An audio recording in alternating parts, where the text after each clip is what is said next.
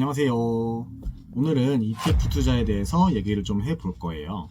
내가 여러 가지 저축을 해보고 절약도 해보고 하면서 이렇게 아끼는 것뿐만 아니라 투자도 좀 해보면서 수익을 내보고 싶다 이런 생각이 드실 거예요. 근데 예적금만 하기에는 뭔가 좀 아쉽고, 물론 요즘에 금리가 좀 높아져서 예적금 특판을 이용해서 자산을 불리시는 분들도 있지만 우리가 1, 2년 정도만 투자하고 말 게 아니잖아요. 그럼 5년, 10년, 30년을 내다봤을 때 시장 수익률 정도는 계속 꾸준히 따라갈 수 있는 투자를 해야 한다고 생각해요. 근데 현실적으로 예적금을 제외하고 초보자가 해볼 만한 투자가 바로 ETF예요. ETF라는 용어 자체가 좀 어렵게 느껴지실 수 있는데 사실 주식을 하는 것보다 진짜 훨씬 쉬워요. ETF란 Exchange Traded Fund의 약자로, 펀드는 펀드인데 거래소에 상장되어서 주식처럼 거래가 가능한 인덱스 펀드예요. 여기서 인덱스는 지수를 말하는데 삼성전자, SK 하이닉스 이런 개별 종목 말고 코스피 지수, 코스닥 지수, 미국 S&P 지수, 나스닥 지수 등등 주가 지수에 투자를 하는 거예요. 주식은 개별 종목을 일일이 분석하고 공부하고 타이밍 잡고 이런 과정들이 많이 필요하기 때문에 개인 투자자에게 어려운 게 사실이에요. 그런데 사실 ETF는 그냥 몇 가지 사항만 내가 포인트로 딱 잡고 정말 편안하게 투자하면서 장기적으로 시장 수익률을 그대로 쫓아가는 그런 투자를 할 수 있기 때문에 주식을 해보고 싶긴 한데 개별 종목을 분석하고 공부하는 게 너무 어렵다 하시는 분들은 오늘 영상 어려우셔도 여러 번 돌려보시면서 꼭 이해하시면 좋겠어요. 주식보다 쉽고 펀드보다는 수수료가 저렴하고 그냥 사놓기만 해도 장기적으로는 연 10% 이상 시장 수익률을 꾸준하게 따라가는 ETF에 대해서 한번 자세히 알려드릴게요. 근데 그럼 ETF가 지수를 추종하는 펀드라고 했는데 펀드가 뭐냐? 예를 들어서 삼성전자 같은 개별 종목이 계란이라면 펀드는 이 계란을 담는 바구니라고 보시면 돼요. 내가 투자금 100만원으로 삼성전자를 100만원어치 살 수도 있지만 코스피 200 ETF를 100만원어치 사면 삼성전자부터 SK 하이닉스, 네이버, 카카오 등 우리나라 상위 200개 기업에 자동으로 분배가 돼서 나눠서 살 수 있는 거죠. 한마디로 내가 한 종목에 올인하느냐 아니면 우량한 종목을 모아둔 바구니에 투자를 하느냐 이 차이예요. 근데 이게 꼭 우량한 종목 순서뿐 아니라 요즘 핫했던 2차전지나 로봇 등의 종목을 모아둔 ETF도 있고 지수와 반대로 가는 인버스 투자도 할 수 있어요. 이 부분에 대해서는 뒤쪽에서 조금 더 자세히 한번 다뤄보도록 할게요. 자, 그럼 ETF가 뭔지는 알았으니까 ETF 상품명은 어떻게 보는 건지 그리고 어떻게 투자를 하는 건지 알려드릴게요. 일단 ETF는 증권사 주식거래 어플에 들어가면 우리가 주식 종목 검색하는 것처럼 똑같이 ETF도 검색할 수 있어요. 근데 내가 일일이 ETF를 찾아서 검색하기 번거롭고 잘 모르기 때문에 국내 ETF 같은 경우에는 네이버 증권을 활용할 수 있어요. ETF라는 카테고리가 별도로 있고 여기에서 한눈에 다 볼 수 있어요. 해외 ETF 같은 경우는 etf.com에서 쉽게 볼 수 있어요. 거래량, 시가총액, 수익률 등등 모두 정렬해서 보실 수 있어요. 자, 그러면 한번 읽어볼게요. 보통 ETF 상품명이 이런 식으로 뜨는데요. ETF가 펀드잖아요. 이 펀드는 자산운용사에서 만드는 상품이에요. 그래서 ETF 상품명 가장 앞부분에는 자산운용사 브랜드 이름이 들어가요. 코덱스는 삼성자산운용, 타이거는 미래에셋 자산운용, KB스타는 KB자산운용 등등 이렇게 이름이 붙고요. 그 다음 ETF가 추정하는 지수가 나와요. 예를 들어서 코덱스 코스닥 150이다. 그러면 앞에 코덱스는 자산운용사 브랜드 이름, 그리고 코스닥 지수 상위 150개의 기업을 추종하고 있구나 하고 알 수 있는 거예요. 그리고 이 상품명의 가장 뒤에는 투자 방식이 나와 있어요. 아무것도 안 써 있는 건 우리가 주식에 투자하는 것처럼 상승에 투자하는 거예요. 지수가 1% 상승한다 하면 ETF도 똑같이 1% 상승하는 거죠. 근데 만약에 이 뒷부분에 레버리지가 써 있다 그러면 2배가 오르는 거예요. 상승도 2배, 하락도 2배 마이너스. 예를 들어서 코스피 지수를 추종하고 있는 레버리지 상품이다. 그러면 코스피 지수가 2% 오르면 ETF는 4%가 오르는 거예요. 떨어질 때도 마찬가지겠죠? 코스피가 2% 떨어지면 내 ETF는 4% 떨어지는 거예요. 만약 이 뒷부분에 인버스가 붙었다면 이건 지수의 반대 방향, 즉 하락에 투자하는 거예요. 내가 ETF 코스피 지수를 추종하는데 코스피 지수가 2% 떨어졌다. 그러면 오히려 내 ETF는 2% 상승하는 거예요. 그리고 가끔 ETF 이름 끝부분에 H라고 써 있는데 이건 환해지라고 해서 환율 변동성에 구애받지 않는다는 의미예요. 자, 내가 미국 주식 애플에 투자해서 10% 수익이 났어요. 근데 원달러 환율이 10% 떨어진 거예요. 그럼 나는 주식으로 10% 수익을 냈지만 환율 때문에 10%를 잃게 돼서 수익이 없어지게 되는 거예요. 이럴 경우가 생길 수 있기 때문에 이 H라고 적힌 환해지 상품을 골라서 달러 환율이 오르든 떨어지든 상관없이 이 수익률 그대로 따라가고 싶어 라고 하는 거예요.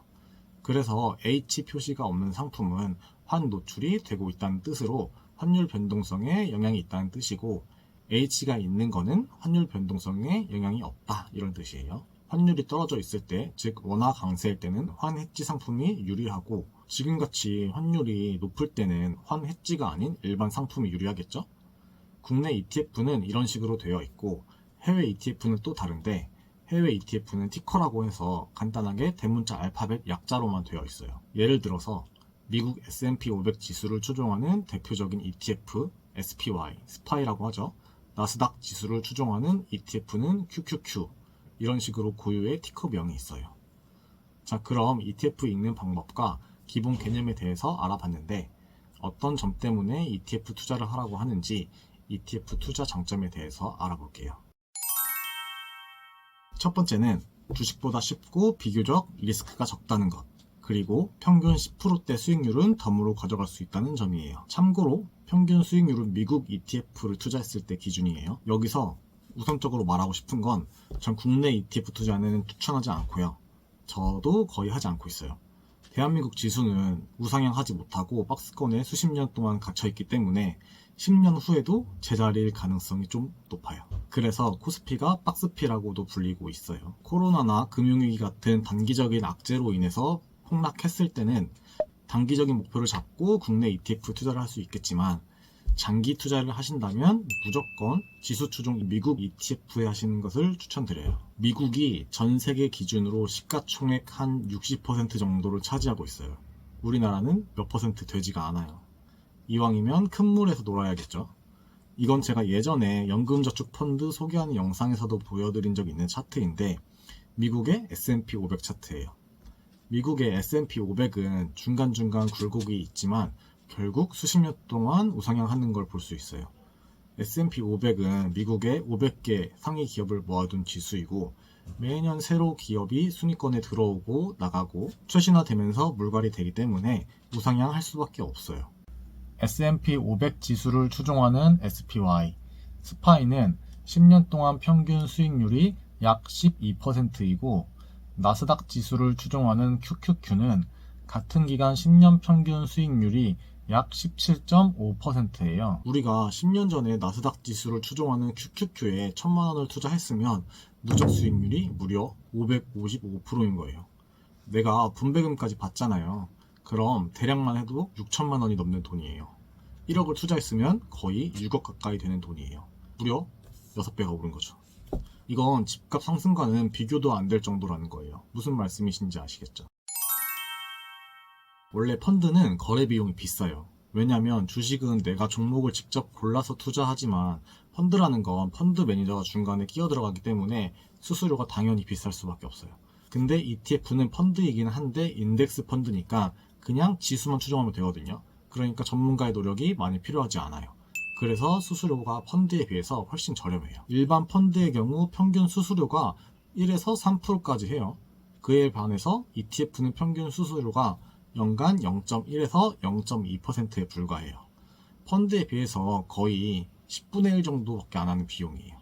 거래 수수료가 낮다는 건 그만큼 우리가 투자를 했을 때 실제 가져가는 수익률이 훨씬 더 많아진다는 얘기고, 장기로 투자를 하다 보면 복리로 굴러가잖아요. 그럼 이 소소한 차이가 5년, 10년이 되면 계속 커지잖아요. 그렇기 때문에 이 수수료는 예민하게 보셔야 하는 부분이에요.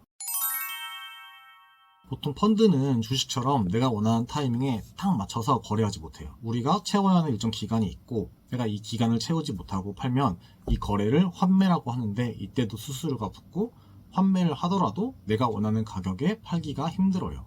자, 예를 들어서 5만원이던 펀드가 오전에 6만원으로 팍 튀었어요. 근데 오후에 들어서 다시 등락을 거치다가 종가가 45,000원이 됐으면 내가 팔고 싶었던 6만원이 아니라 종가인 45,000원에 팔리게 돼요. 살 때도 마찬가지예요. 가격이 저렴한 것 같아서 오전에 사려고 했는데 오후에 보니까 그게 또 오른 거예요. 그럼 그럴 때도 오른 가격 종가에 사지게 돼요. 한마디로 주식처럼 즉각적인 대응이 어렵다는 거예요. 근데 ETF는 주식처럼 상장이 되어 있으니까 내가 원하는 시간에 원하는 가격에 사고 팔 수 있는 거죠. 한마디로 주식처럼 실시간 거래가 가능하고 매수 매도도 즉각적으로 대응할 수 있어요. 우리가 삼성전자 주식을 살 때 어때요? 올라야만 수익이 생기잖아요. 근데 우리가 ETF 인버스 상품을 사면 지수가 떨어질 때 오히려 내가 수익을 챙길 수 있어요.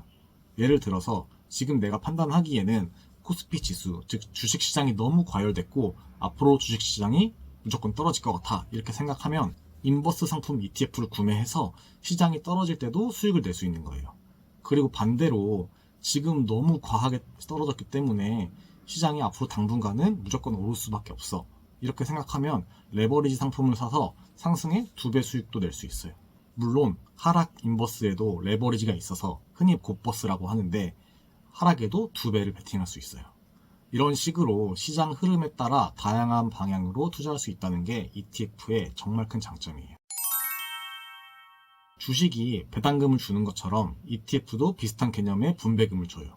다만 이 분배금은 배당처럼 현금으로 주는 경우도 있지만 자동으로 재투자되는 상품도 있어요.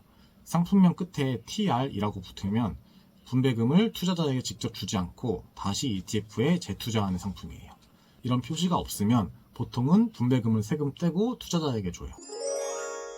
저는 이런 이유들로 ETF 투자를 추천하고 있고 일단 이번 영상에서는 ETF 기초 개념에 대해서 한번 다뤄봤어요. 그러면 아마 여기서 궁금하실 거예요.